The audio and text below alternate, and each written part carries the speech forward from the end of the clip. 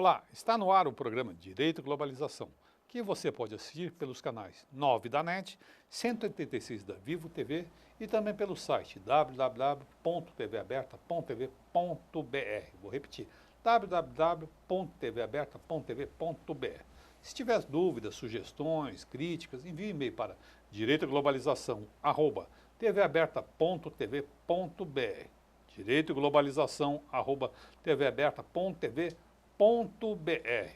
Hoje vamos falar de um tema, corrupção e processo penal. E ao meu lado, Fábio Tufik.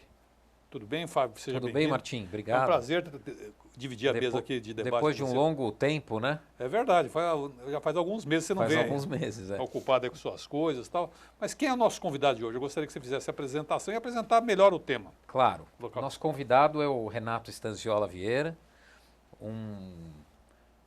não tão jovem mais advogado. Há uns 5 anos eu podia dizer que ele era um jovem advogado. Hoje ele já é um advogado maduro, né? Consolidado, uma mente brilhante da advocacia criminal. Eu só não recomendo como advogado porque ele cobra mais caro do que eu. Ah, tá certo. Então, mas é um estudioso, é um mestre em processo penal, tem um trabalho primoroso sobre paridade de armas no processo penal. Eu vou até pedir um close aqui, esqueci sobre... Dá um close aqui, nessa câmera aqui, busca aqui, ó. Paridade no... Pera, agora, agora pegou, né? Paridade de armas no processo penal. Processo penal que é talvez a primeira vez que o tema aqui no Brasil é abordado de uma forma tão profunda, elaborada. E então acho que hoje nós temos um convidado de peso. Bacana, parabéns, obrigado por você ter trazido e obrigado a você por ter dividido seu tempo aqui conosco e explicar um tema de paridade de armas no processo penal. E a gente vai falar de um tema que é um tema do momento, que é corrupção e processo penal, né? E eu queria uma avaliação. Primeiro eu queria entender um pouco o que é paridade penal no processo, paridade de armas no processo penal, para a gente poder desenvolver um pouco nossa conversa de hoje. Primeiro, eu que agradeço. O Fábio é um bom amigo. Se não fosse um amigo de tantos anos, não podia ter essa intimidade de tirar um sarro comigo. Ainda falaram dos seus honorários. Pois é. Agradeço o convite. Mas ele é esperto que ele fala. Obrigado. Ele é esperto, falou que o seu honorário é mais caro que o dele. Claro, eu elogio, mas não vá, procure a mim. Concorrência é isso. A gente brinca que quando a gente está em alguns casos juntos e tal, um liga, pô, porque eu pensei nisso, eu também teria pensado, pensei antes, pensei depois, enfim. É um prazer estar do lado do Fábio, é um prazer estar do seu lado aqui também, obrigado. Agradeço o convite. Seja bem-vindo. Muito obrigado. Paridade de armas, o Fábio foi muito bondoso na apresentação, mas enfim, é um tema que realmente o Brasil não está num debate ainda, porque nós estamos apegados a tratar, no âmbito do processo civil, de igualdade de direitos no processo. No processo civil é muito simples nós pensarmos autor, réu, a demanda de um em face do outro, e tudo fica muito mais simples de lidar. O complicador no processo penal é que nós temos que pensar no papel do Ministério Público. E, aliás, sobre o tema corrupção, acho que nós vamos ter tempo de, em alguma medida, falar disso aqui agora. Qual é o papel do Ministério Público? E qual é o papel da defesa? Falar do tema sobre paridade de armas no processo penal, o conceito da paridade de armas no processo penal, que vem de órgãos internacionais de proteção de direitos humanos, da Corte Interamericana, também do Tribunal Europeu, de uma sólida doutrina, infelizmente ainda não a brasileira, é a igual oportunidade de forças no processo para o convencimento do magistrado, que afinal de contas é o único imparcial na cena processual, dos argumentos contrapostos. Então, o Ministério Público tem seus argumentos, a defesa tem seus argumentos, e paridade de armas significa a repartição de forças em igualdade, na medida do que é faticamente justificável. Vou abrir um parênteses. Pense, por exemplo, em interceptação telefônica. Pense, por exemplo, em medidas cautelares em curso, que nós não podemos imaginar que as duas partes têm a mesma ciência enquanto essas medidas acontecem. Mas, tirando esses exemplos fáticos, que são realmente limitadores da igualdade de armas, pelo menos temporalmente, é igual distribuição de forças no processo penal. E é sobre isso que eu convidei nesse trabalho que nós discutimos, porque se por um lado nós temos que dar mais forças para a defesa, realmente temos que dar mais forças para a defesa, a partir da própria investigação, a partir do momento em que alguém é cientificado ou que alguém é alvo de uma determinada investigação, essa pessoa tem que exercer os seus direitos para reagir àquela situação. Uma tônica do trabalho é a colocação, do ponto de vista científico mesmo, do Ministério Público como parte no processo penal. Acho que nós vamos conversar aqui mais alongadamente. Eu tenho uma pergunta que surge disso que você acabou de colocar, Renato. Porque a questão da paridade no processo penal, ela surge até do ponto de vista geográfico, em que sentam as partes numa audiência, por exemplo, né? Por exemplo. O Ministério Público do lado do juiz, a defesa na federal, por exemplo, num degrau até mais baixo. Foi até reclamação já no CNJ. Já houve. Tem uma reclamação, tem uma ADIM, que o nosso Instituto IBC-CRIM foi admitido como amicus curiae. Isso é a chamada concepção cênica, né? Nós estamos habituados com a Santíssima Trindade. Vamos falar a verdade. O Ministério Público senta à direita de Deus Pai Todo-Poderoso. Por quê? Porque existe um mantra de que, ainda que seja no processo penal, no âmbito de uma causa penal específica, defensor da sociedade, quando ali há partes. Há uma parte acusadora, artificialmente existente para essa finalidade, que é acusar, e uma parte que defende os interesses do imputado. Então, a concepção cênica, ela não diria que é o mais importante, mas já ela simboliza é o lado mais visível em que isso acontece. Então a minha pergunta, júri, por exemplo, no júri, enfim. A minha pergunta é em que outros exemplos mais evidentes, mais escancarados dessa disparidade de armas, porque acho que no fundo aqui no Brasil nós ainda estamos a tratar da disparidade, não da paridade. Quais são os movimentos ou as praxes judiciárias em que fica mais escancarada essa disparidade? Esse é o lado, sem dúvida, o lado mais visível, porque é o lado que os espectadores da justiça veem. Só para complementar isso, a pessoa chega diante da sala de audiência e ela vê próximos juiz e promotor, e do outro lado, em outra posição, o acusado e o defensor. A testemunha já até se dispõe a ser mais solidária. São dois contra um. Existem autores brasileiros que dizem que há um conúbio acusatório em determinadas situações limítrofes. Mas só para essa questão, na Itália já superou isso. A Itália tem uma disposição expressa na lei de atuação do Código de Processo Penal vigente que determina que haja distribuição igual dentro da sala de audiência. Portugal, há manifestações de juízes do Tribunal Constitucional também nesse sentido. Mas agora, voltando a outros exemplos, nós temos a praxe no Brasil de que a investigação serve para o Ministério Público. A investigação serve para que a polícia leve elementos para o Ministério Público. Quando isso não é bem verdade. A investigação deve servir de elemento também para filtrar contra uma acusação indevida. E se o Ministério Público é a parte acusadora no processo penal, a parte que vai se defender tem que poder exercer direitos também. Mas um exemplo que sempre me chama a atenção é a atuação do advogado e do Ministério Público nos tribunais. Porque eu já escrevi isso, então não tem problema dizer, o Ministério Público, com todo respeito, atuou como um camaleão processual no processo penal. Porque a depender da fase, ele se comporta como parte, e depender da fase, ele se comporta como custos legis. Isso chama muito a atenção. Posso te dar um exemplo recente? Claro, você citou isso? Claro. Eu tive um julgamento semana passada no TRF4 e compulsando os autos eu vi que não havia contrarrazões.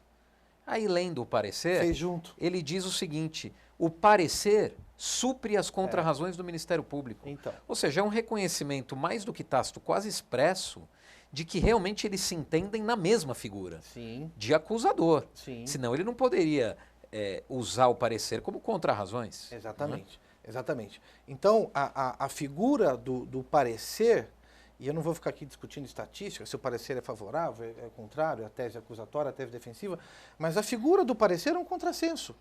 Porque o órgão, no processo penal, este órgão, em ações penais de iniciativa pública, ele é e tem que ser um órgão de acusação. Claro. Senão, não há um contraditório. Alguém tem que se defender contra uma carga acusatória. É importante explicar para o público, talvez, né, Martim, que todo processo criminal que é submetido ao tribunal, além das contrarrazões, ou além da peça acusatória feita pelo Ministério Público, o processo recebe, na segunda instância, um parecer do Ministério Público que, em tese, diz quem está certo e quem está errado. Então, o que o Renato está dizendo é que o mesmo órgão que acusa é o órgão que lá na frente vai dizer quem está certo e quem está errado. Emite um juízo de valor sobre... Emitir quase um auxiliar. E é uma peça que guia demais o voto dos desembargadores. Mas, mesmo que não guiasse, é uma anomalia do sistema. E esse é um exemplo claro. Recentemente, também, eu tive essa experiência no STJ. O ministro Rogério Schietti, com muita sabedoria, num caso concreto de um habeas corpus, eu sustentei. Depois da sustentação oral, houve a sustentação a título de parecer, uma situação esdrúxula, porque a ação penal de iniciativa pública. E aí o ministro diz, olha, eu tenho o hábito e aqui na sexta turma estou fazendo assim como presidente. A defesa vai falar depois do parecer, mesmo que ele fale a título de parecer, para dar um equilíbrio de forças. Então, há vários exemplos. Bacana. Há vários exemplos. Esse foi um exemplo feliz, um exemplo feliz. Manifestações escritas, manifestações orais também. E nas manifestações orais, isso tem a ver, inclusive, com o tempo da fala, se é antes, se é depois. Há um habeas corpus famoso no Supremo que deu entendimento de que se assemelha à atividade de parte. Então, eu acho que nós estamos caminhando. Nós estamos caminhando lentamente ainda para esse respeito do real antagonismo de forças no processo penal. O que não é uma questão de corporativismos, mas a figura do Ministério Público como acusador oficial, ela é uma evolução no processo penal. Para tutelar os direitos de segurança, os direitos da sociedade, está o juiz. O Ministério Público, quando exerce a atividade de oferecer uma denúncia contra alguém, fazer qualquer pedido contra alguém, ele está valorando uma conduta. Ele não é imparcial. Não existe uma parte, ontologicamente, uma parte que seja imparcial. Isso simplesmente é inconcebível. Logicamente e juridicamente, uma parte não pode ser imparcial. E é isso o sistema. Renato, na contramão disso que você está falando, que é justamente nós tentarmos dar igualdade de armas para a defesa e para a acusação, nós vemos o Ministério Público hoje, e aproveitando o nosso tema, que é processo penal e corrupção, usando um slogan ou usando como marketing o que eles chamam de 10 medidas contra a corrupção, mas que no fundo são medidas, reformas no processo penal, que não são apenas para combater a corrupção está lá para vender isso mais fácil, mas na verdade incorporariam ao Ministério Público poderes muito maiores do que ele já dispõe. E o que me chama a atenção é que a corrupção brota justamente em ambientes onde o poder se torna muito forte e limitado. Eu vou ter que te interromper aqui, a gente volta e trata desse tema que é importante no próximo bloco.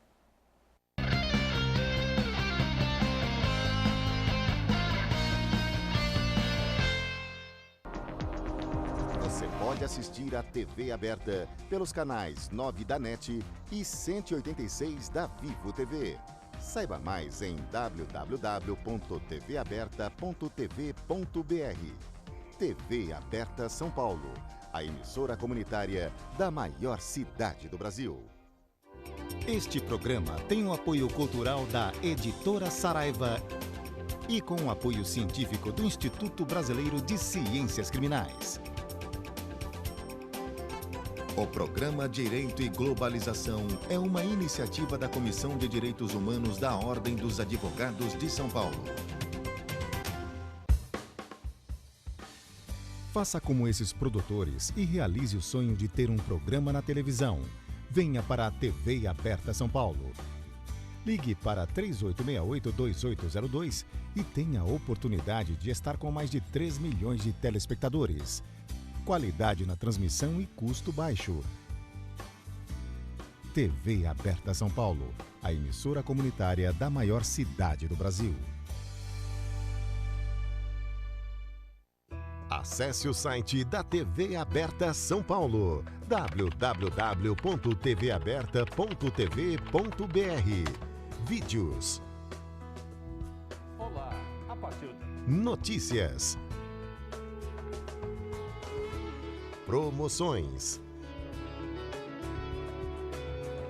Assista a nossa programação em tempo real e faça sua pergunta para os programas ao vivo. Participe da emissora comunitária da maior cidade do Brasil. A TV Aberta também está no Facebook. Curta nossa fanpage e acompanhe as novidades da programação do canal comunitário da maior cidade do Brasil. Este programa tem o apoio da TV Interação, Associação Vida e Trabalho e da Ordem dos Advogados do Brasil, Seção São Paulo.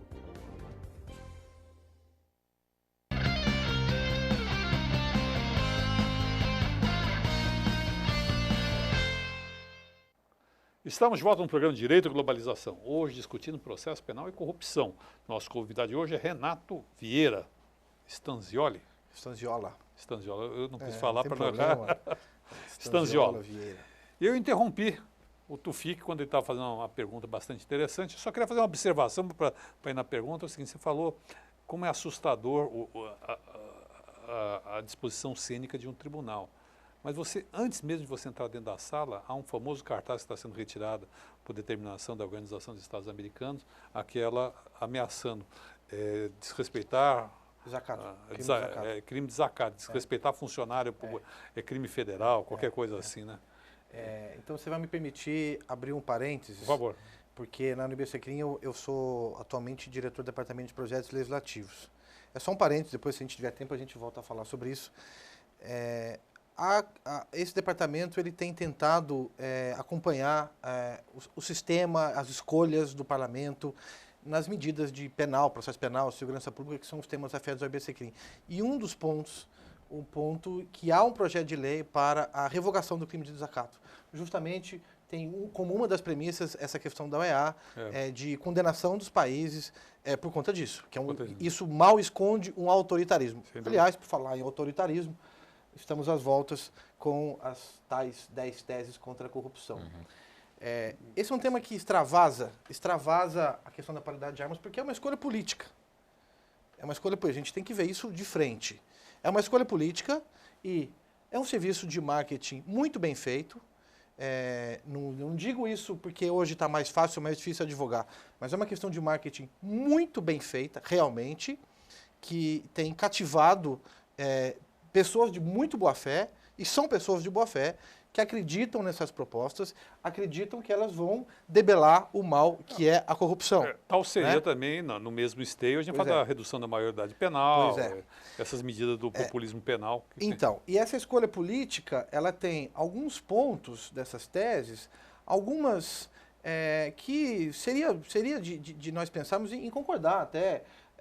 Accountability, disposição de verbas para publicidade, para o combate, medidas, essas primeiras medidas não me chamariam tanto atenção, mas agora, no campo do processo penal, realmente é uma escolha de política criminal muito complicada. Eu vou dar 2 exemplos difíceis. Um exemplo é o exemplo do teste de integridade. O outro exemplo é o exemplo do sigilo da fonte. São nomes estranhos no processo penal. Teste de integridade. São nomes estranhos. Teste de integridade, ele é uma medida para testar, e isso está no anteprojeto, a propensão de alguém à prática de corrupção. Veja bem, propensão. O pleito dessa medida especificamente... Remonta a um positivismo. Não, mais do que isso, valerá como meio de prova em processo administrativo, em processo penal. Dá um exemplo. Propensão. A gente bota assim uma nota... Exatamente. O exemplo é esse. Alguns países em que não tem uma disciplina como nós temos contra o flagrante preparado, que não tem essa preocupação que nós devemos ter contra o agente encoberto, que é uma questão científica, acadêmica, mas agente encoberto versus agente provocador, aliás, versus agente infiltrado, que é o seguinte: você cria uma situação de convite à prática da corrupção. E há um cuidado no direito comparado, olha, não pode ser, isso está no texto das justificativas do Ministério Público Federal, não pode ser algo irrecusável. Trocando em miúdos é isso, não pode ser algo irrecusável. tem que ser algo que flete com a realidade para você testar a propensão do sujeito morder a isca. A ideia é uma ideia moralmente sã, eu diria. Mas o problema é você trazer isso para o campo do processo penal e do processo administrativo como propensão de alguém e isso valer como prova. Eu acho que o nosso convidado hoje, Renato, é um homem muito educado, moralmente.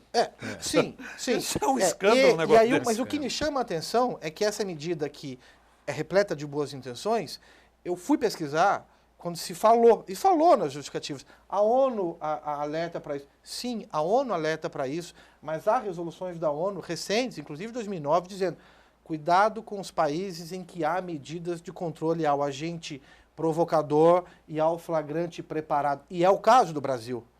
E hoje nós estamos diante de um discurso... O Brasil não permite o flagrante preparado. Nós estamos diante de um discurso monocórdico, porque quase como se, olha, contra a corrupção tudo vale. Vale qualquer coisa. Tem a questão da prova ilícita, né, Sim, também. A questão que era do sigilo da fonte?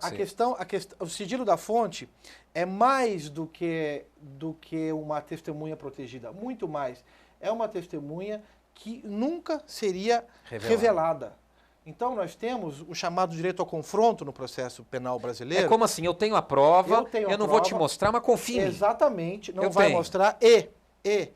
A fidedignidade dessa prova, o máximo que é permitido é que o titular da prova, o juiz, o acusador, digamos assim, ele pode se valer de um policial para dizer que aquela testemunha está dizendo a verdade. É uma meta-testemunha, vai dizer, olha, essa testemunha secreta... É uma profissão de fé secreta, na palavra do policial. Exatamente.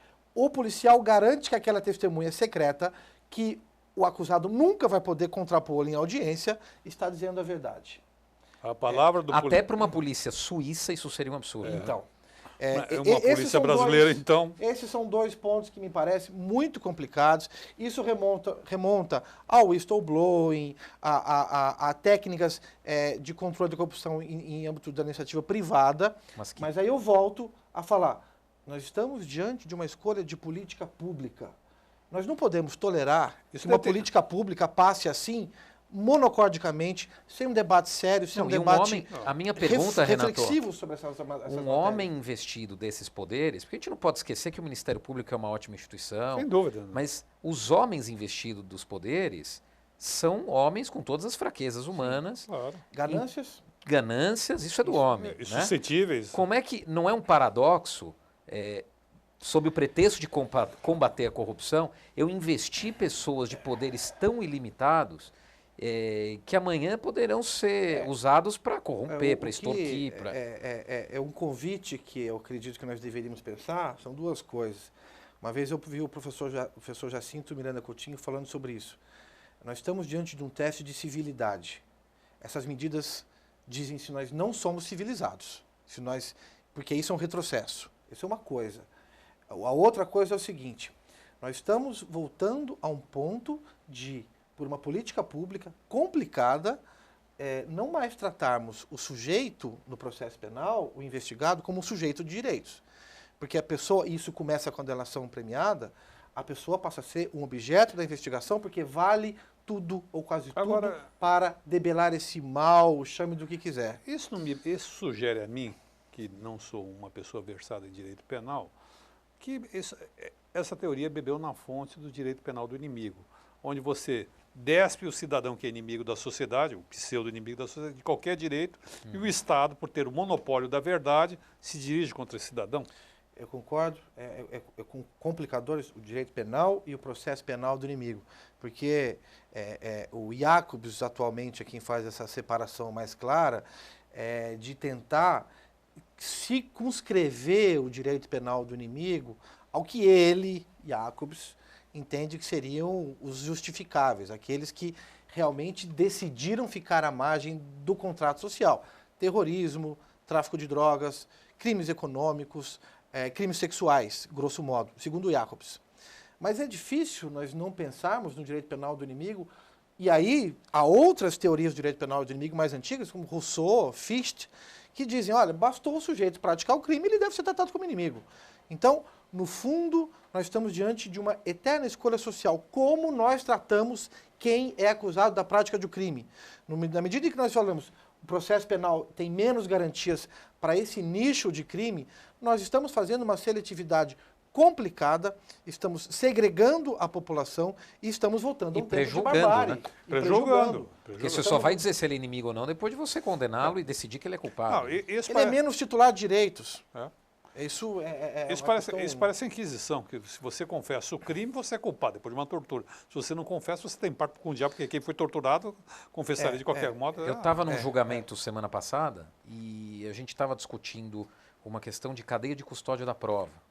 E aí, a certa altura, o desembargador perguntou para os advogados assim, o senhor está sugerindo que por essa prova não está lacrada, o Ministério Público ou algum agente público poderia ter mexido nisso? É isso que o senhor está sugerindo?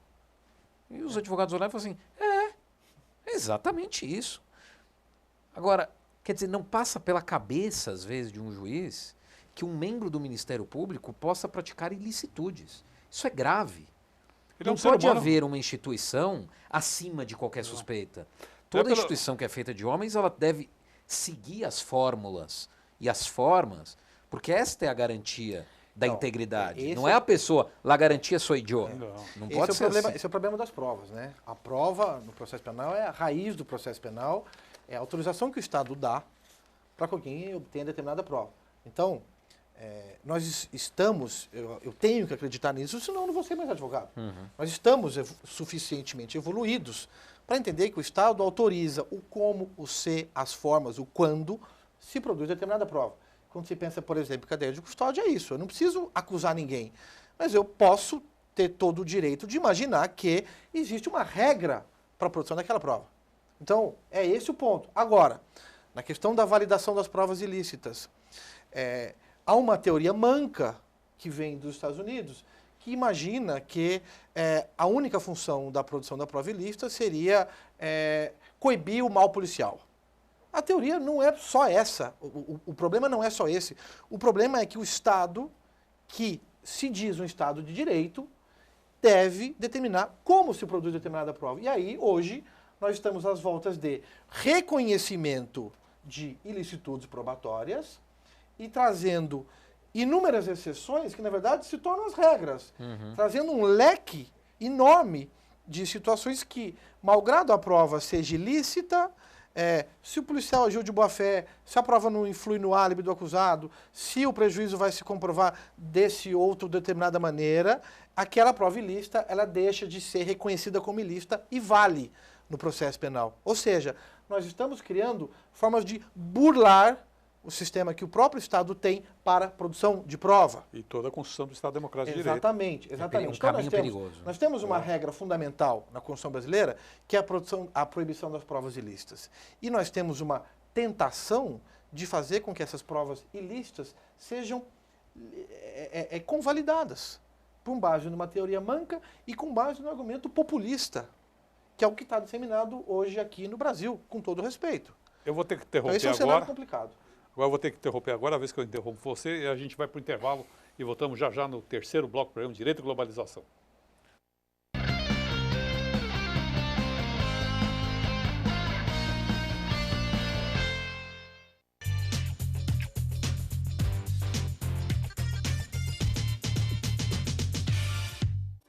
Este programa tem o apoio cultural da Editora Saraiva e com o apoio científico do Instituto Brasileiro de Ciências Criminais. O programa Direito e Globalização é uma iniciativa da Comissão de Direitos Humanos da Ordem dos Advogados de São Paulo. Acesse o site da TV Aberta São Paulo, www.tvaberta.tv.br. Vídeos. Olá, a partir de... Notícias. Promoções. Assista a nossa programação em tempo real e faça sua pergunta para os programas ao vivo. Participe da emissora comunitária da maior cidade do Brasil. Você pode assistir a TV Aberta pelos canais 9 da NET e 186 da Vivo TV. Saiba mais em www.tvaberta.tv.br. TV Aberta São Paulo, a emissora comunitária da maior cidade do Brasil. Faça como esses produtores e realize o sonho de ter um programa na televisão. Venha para a TV Aberta São Paulo. Ligue para 3868-2802 e tenha a oportunidade de estar com mais de 3 milhões de telespectadores. Qualidade na transmissão e custo baixo. TV Aberta São Paulo, a emissora comunitária da maior cidade do Brasil.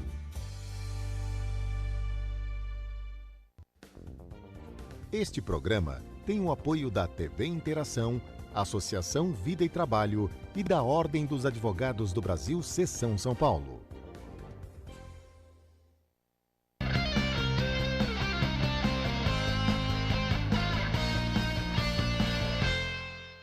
Estamos de volta no terceiro bloco do programa Direito e Globalização, discutindo hoje corrupção e processo penal.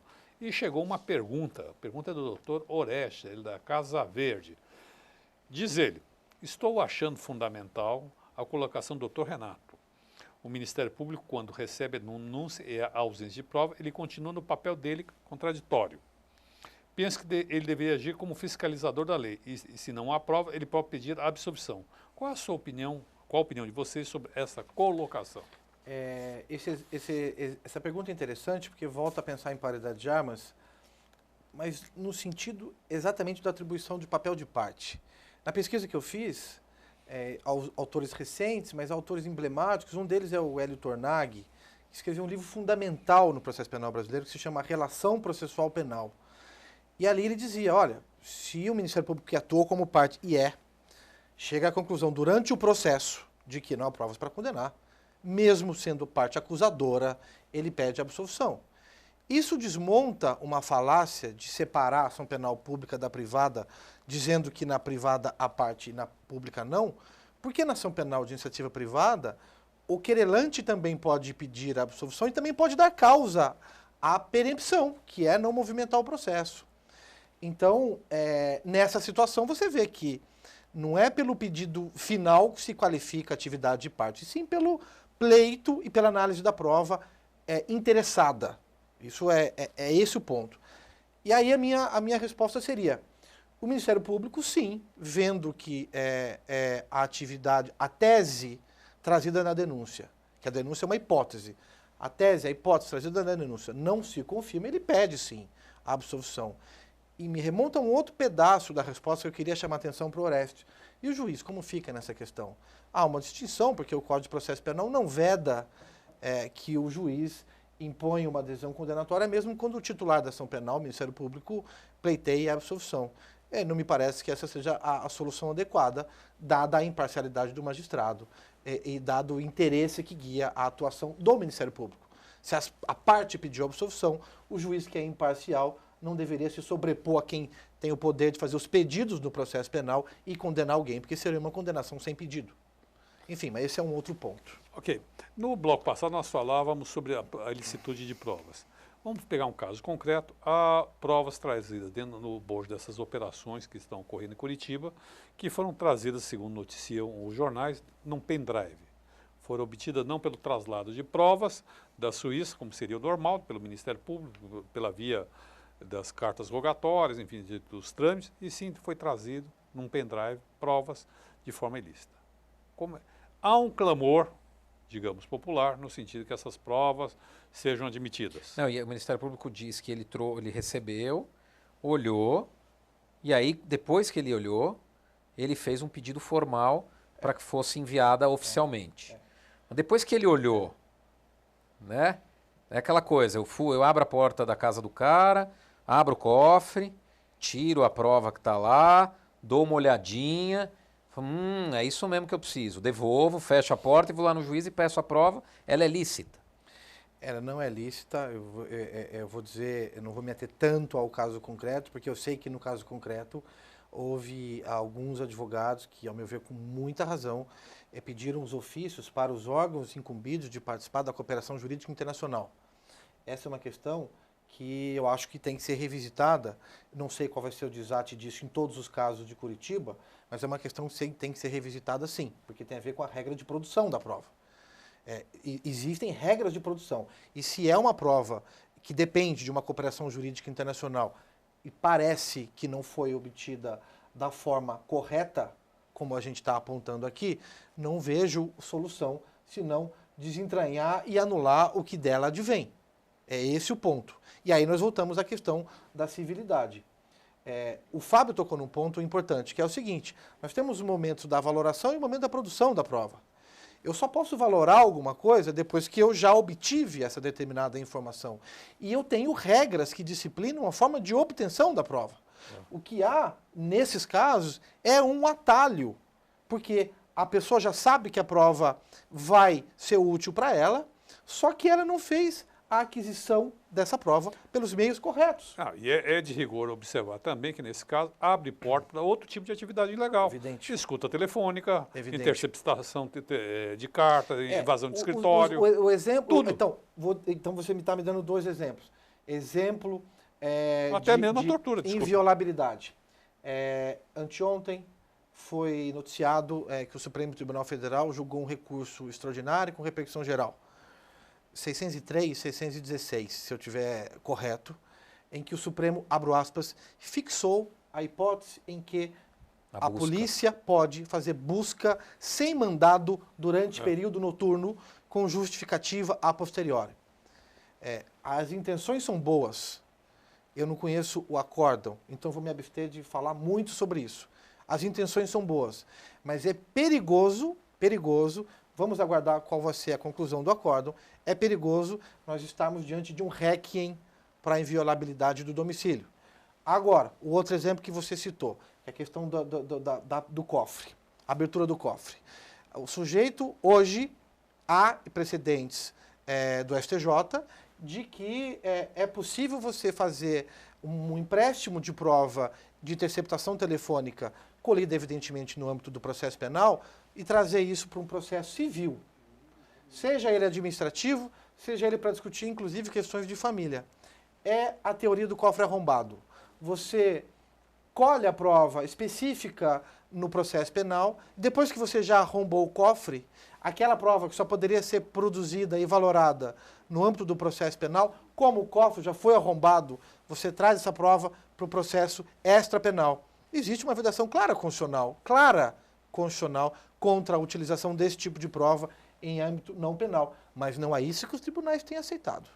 Então, de novo, um ponto problemático na questão da prova.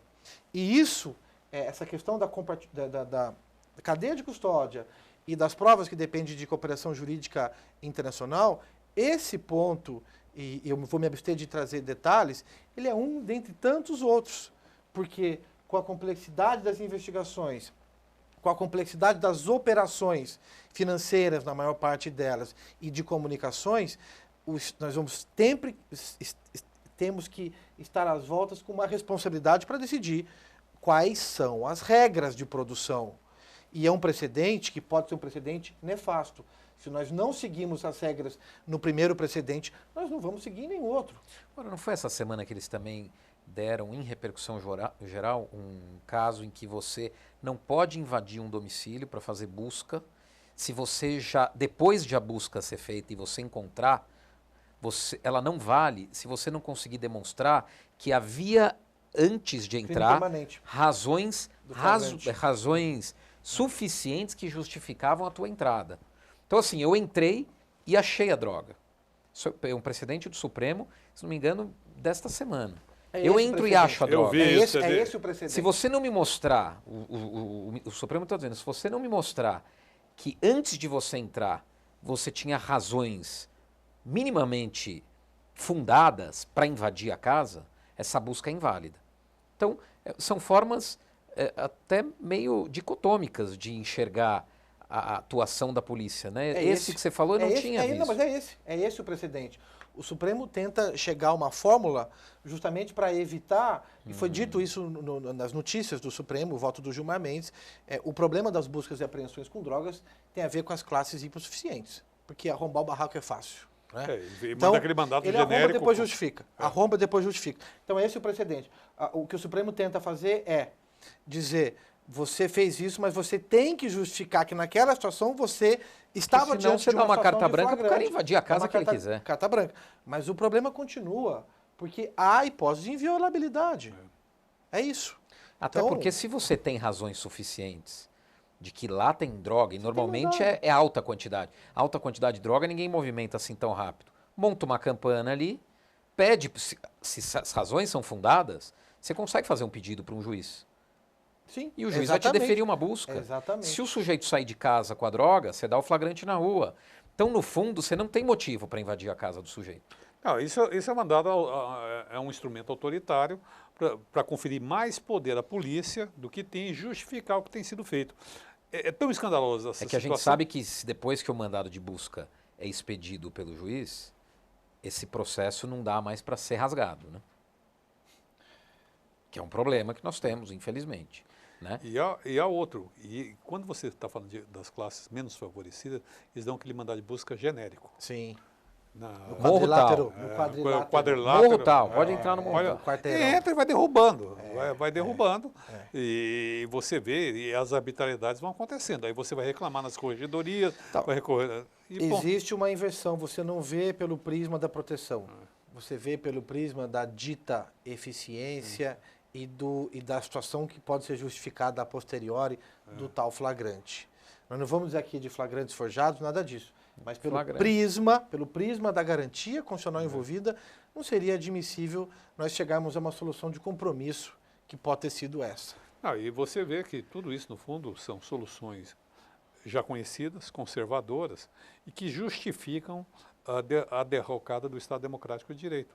Você acaba com toda a segurança que o indivíduo tem dentro da sociedade e ele fica refém do Estado, confiando no bom senso, entre aspas, do policial.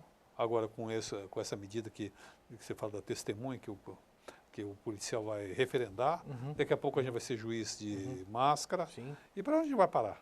A gente vai ficar à mercê do Estado? A nossa produção de prova, ela continua uma produção de prova do século XIX. Né? No júri é muito comum isso. O júri, a esmagadora maioria da prova carreada para o processo que depois vai ser levado a júri é confissão policial, testemunhos de ouvir dizer. É muito comum. E todos nós sabemos como são obtidas essas confissões policiais e como são reproduzidas nos autos. É isso mesmo. E relatórios da polícia, eu fiz muito júri, né? Hoje não faço tanto mais. Relatórios da polícia, sim. Estivemos no local, sítio dos acontecimentos e em conversa com populares que não quiseram se identificar com medo do réu, disseram que foi ele o autor do crime. E aí você vem e pede a condenação do cara com base nisso. Tudo isso é herança do regime militar, da ditadura militar. Quando, por exemplo, aviações matavam pessoas, punham elas na rua e a própria polícia, para mascarar, punham agentes locais dizendo: eu vi como matou, tal. Inventava uma história, espalhava, chegava a imprensa. Criava testemunha ali daquele fato, porque ele já tinha sido morto na tortura e só jogava o corpo. Para inventar uma história. Para inventar a história. No fundo, a gente ainda não enfrentou a grande questão nossa, que é o enfrentamento do regime autoritário e suas heranças. Essa é a discussão. Até porque o regime caiu, mas foi uma transição. Foi uma transição. E as polícias... As instituições se mantiveram as mesmas. A Polícia Militar é um exemplo acabado disso. É o melhor exemplo. Acabado. A Polícia Civil, como ela sujou mais a mão, digamos assim, ficou com a cara mais aparente pelo DOI-CODE, pela Fleury, os Fleuris da vida, ela pagou a conta maior. Mas há um grande débito ainda da Polícia Militar nisso tudo. Eles foram muito ativos nisso aí. Eu não sei se a gente vai ter tempo de falar nisso, mas eu queria fazer uma propaganda aqui. Faça. O livro do Lucas Ferraz, que é um livro sobre a ditadura, agora da Companhia das Letras. O livro se chama Lugar Nenhum. Esse livro, o Lucas Ferraz é um jornalista muito conhecido, e ele fez uma pesquisa, ele trabalhou na Comissão da Verdade, ele é especialista no tema, e ele documenta nesse livro que na transição do período militar para o período civil, os civis não conseguiram conter os militares, não conseguiram dizer para os militares, apresentar os documentos que existem de tortura e de o que aconteceu. Historicamente, da reabertura do Brasil de 85 para cá, os militares sempre têm dado desculpas. Olha, nós queimamos arquivos, não tem mais arquivo, queimou, desapareceu. Isso não é verdade. Não é verdade. Então, o segredo militar, e a cultura militar e a polícia militar está aí para comprovar isso. A paulista também, sejam os dados maquiados que a gente tem agora, vendo que são maquiados, os dados de extermínio da Polícia Militar Paulista, estão aí para isso. nós não estamos ainda convivendo no autêntico Estado democrático. Não. Porque a cultura autoritária permanece. Mata-se jovens na periferia e a culpada é sempre o mesmo modo operando. Matam jovens, por alguma razão, há uma briga de milicianos, matam, a população é incriminada como vingança, a coisa. Vão lá, matam 4, 5, mexem no corpo, passa, recolhem as cápsulas e a coisa termina por aí. A cultura disseminada dos autos de resistência. Autos de resistência. Os autos de resistência. A gente fala isso daqui a pouco, agora a gente vai encerrar.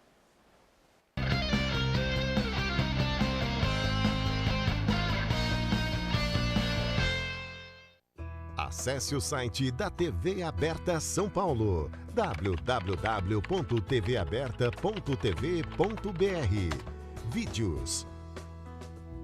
Olá, a partir de... Notícias. Promoções.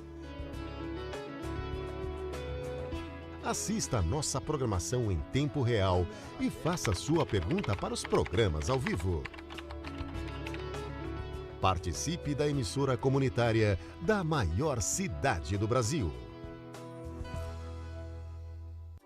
Este programa tem o apoio cultural da Editora Saraiva e com o apoio científico do Instituto Brasileiro de Ciências Criminais. O programa Direito e Globalização é uma iniciativa da Comissão de Direitos Humanos da Ordem dos Advogados de São Paulo. Faça como esses produtores e realize o sonho de ter um programa na televisão. Venha para a TV Aberta São Paulo. Ligue para 3868-2802 e tenha a oportunidade de estar com mais de 3 milhões de telespectadores. Qualidade na transmissão e custo baixo. TV Aberta São Paulo, a emissora comunitária da maior cidade do Brasil. Você pode assistir a TV Aberta pelos canais 9 da NET e 186 da Vivo TV. Saiba mais em www.tvaberta.tv.br. TV Aberta São Paulo, a emissora comunitária da maior cidade do Brasil. A TV Aberta também está no Facebook. Curta nossa fanpage e acompanhe as novidades da programação do canal comunitário da maior cidade do Brasil.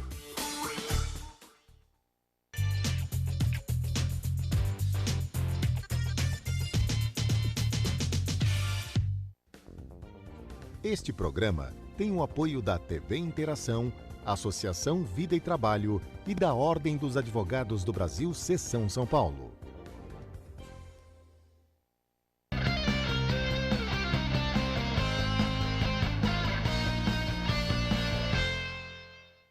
Estamos de volta no quarto e último bloco do programa Direito e Globalização.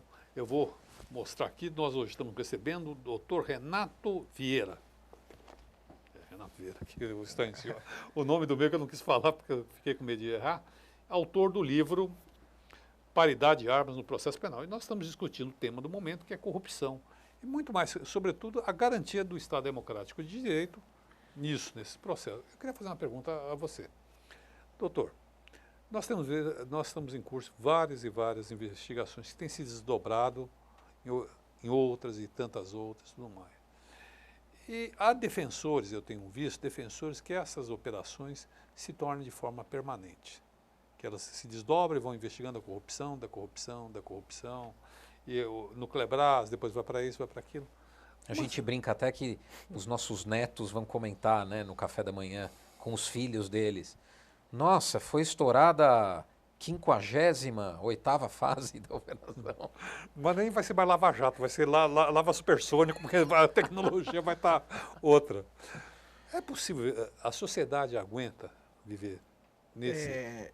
Eu acho que a sensação de escândalo é uma sensação de escândalo que começou com um fato notório, um fato que envolveu a Petrobras, que é um patrimônio brasileiro. Sem dúvida, que deve ser protegido. É evidente. Essa sensação de escândalo, ela significa também um quê de legítimo anseio popular de ver pessoas do andar de cima sendo processadas, mas eu acho que isso seria o bastante para que nós tivéssemos uma questão de maturidade nossa. Olha, essas pessoas estão sendo processadas.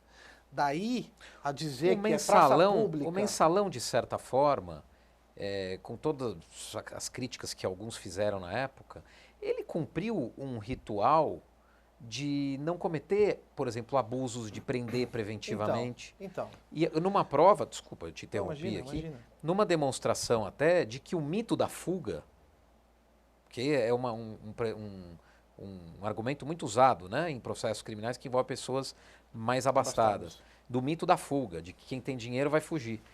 É sintomático que num processo com pessoas importantíssimas da República, todas, né, com condições de fazer isso, num processo de 40 pessoas, um fugiu e agora foi capturado. Você vê que engraçado, né, Fábio? Hoje não existe mais cautelaridade. Porque nós estamos lidando com pessoas abastadas, o que a gente tem visto, e quem quiser pesquisa, o precedente que quiser agora, as decisões de prisão não são decisões baseadas em cautelaridade. São decisões baseadas em aspectos materiais de cometimento de crime. Aí sim, esse é o problema. Pré-julgamento. Esse é o problema da praça pública. É legítimo, nós queremos que as pessoas sejam, por isso que eu friso bem, processadas. Claro que é legítimo que elas sejam processadas. E que ao final do processo se A, culpadas... B, C ou D, não tem problema nenhum. Agora, nós estamos diante de antecipações de medidas de punição, independentemente de requisito de cautelaridade, por praça pública, por vingança, e nós estamos, aí é que a coisa se deturpou. Nós estamos diante de um circo em que hoje vale coisas como essas propostas da corrupção. E outra, até acrescentaria, Renato, e cautelaridades e prisões que se apoiam em fundamentos gravíssimos, mas que não se hesita em transformar em liberdade no dia seguinte... Por um preço. A delação premiada. Eu confesso para você, a delação premiada é um instituto que nós não conseguiríamos debater aqui hoje, mas eu ouvi isso de um colega recentemente em Curitiba. Se o que nós queremos é transformar um processo penal justo, a delação premiada ela vai acabar com a ideia de processo penal justo, porque quem paga sai. Quem paga tem uma pena menor. E aí vira um balcão de negócios. Vira um balcão de negócios. Eu ouvi isso de um colega e me pus a pensar, pode ser um risco muito grande, porque o que importa não é a punição, o que importa é a arrecadação.